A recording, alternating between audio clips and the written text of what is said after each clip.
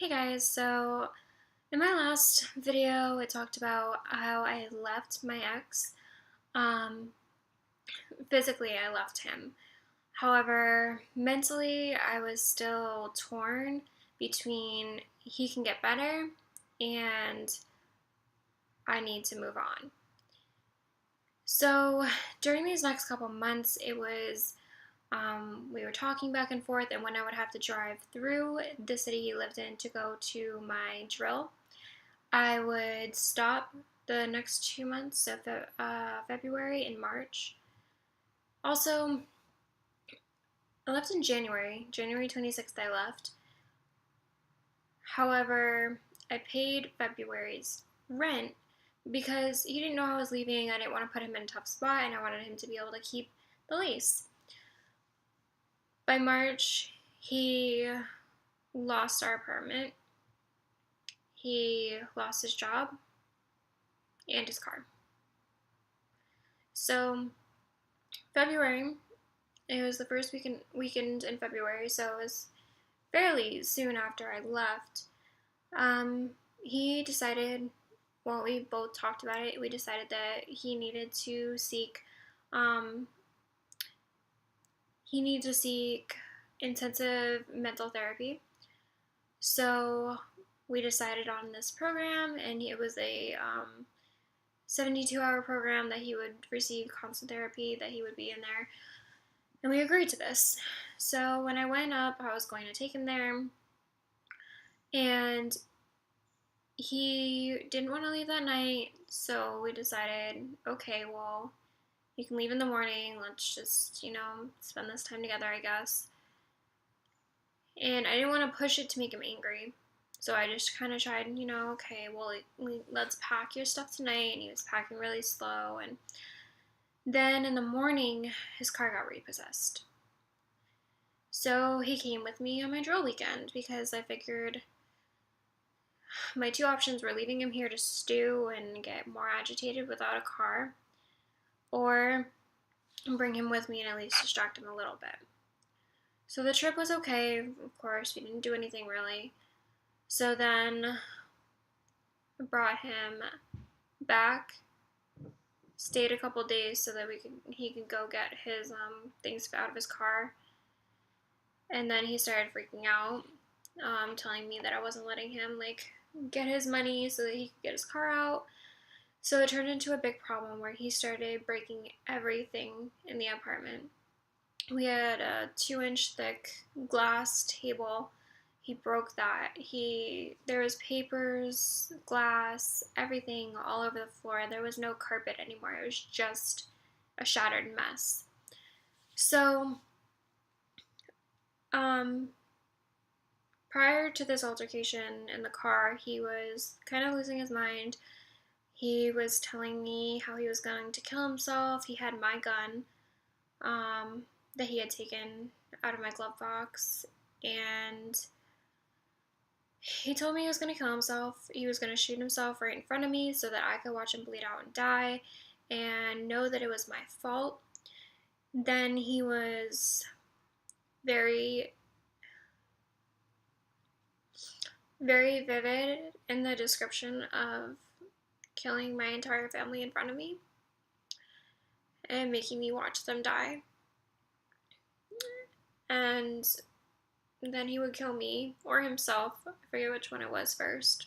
Well, if he killed himself, he wasn't going to kill me, but pretty much so I had to sit there and watch everybody bleed out and die because I would be tied to a chair.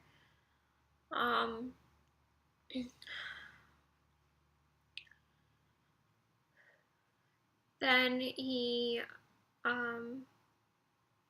went inside, started breaking things. So I left because he started getting really angry. I left the rest of my things there. I didn't really care. He already had my cats, so I didn't really care. I left and I was on my way home when I called the cops and told them that he was suicidal and to go get him so that they could Baker Act him. They told me I had to go back so I could talk to a cop. So I waited in the mall parking lot for an hour and a half before a cop got there. Once the cop finally did get there, I told them that he was suicidal. a friend of my mom's was on the phone with me, and she told me to let her talk to the cops. She told the cop that he was abusive towards me. The cop then started telling me how he couldn't believe that I would stay with such a person, and how, like, pretty much how dumb I was. Then he, along with other cops, we went to my apartment. They searched my apartment, saw my apartment completely destroyed. And then once they finally found him, he said I was not suicidal, and they let him go. And this further, like, showed me, like, this is why you didn't get the cops involved all these years, because one, he's starting to kill your family, and they just let him go. Like, what if I was still in the house with them and they said, oh, everything's fine, and then they walk out of the house and I die because he's this charming person and this believable person, and I'm sitting there crying like a mess. And I don't know.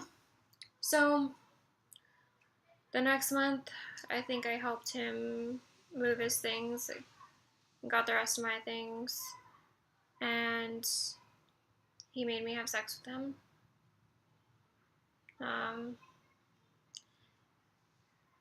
By make, I just kind of mean I sat there and didn't say no, and I said no the first couple times, but he was getting angry, so I just kind of let it happen.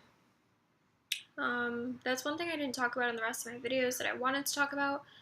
The last year of my relationship, it wasn't really consensual sex. It was more me just laying on my stomach and waiting till he was done and hoping the pain would stop, because I had some other physical problems. And then when he was done, I would go in the bathroom and cry. I was crying while he was doing it, but it didn't really matter. So, alright, this is the end of my abuse. I'm done talking about it. I'll, like, if you guys have any questions, I'll answer the questions and everything, and I'll still flash back a little bit from time to time, but the next videos are going to be about my healing process and just what I've done to move on from the situation, some of my setbacks, and what's coming next, what's coming for 2018. So yeah, so enjoy the rest of these videos. You'll see more of my actual personality coming out, because I'm not this crying, oh, woe is me person. I am a happy, carefree, loving person. So you'll see more of that in the next videos. I'm trying to keep it positive. So, alright, I will see you in my healing episode.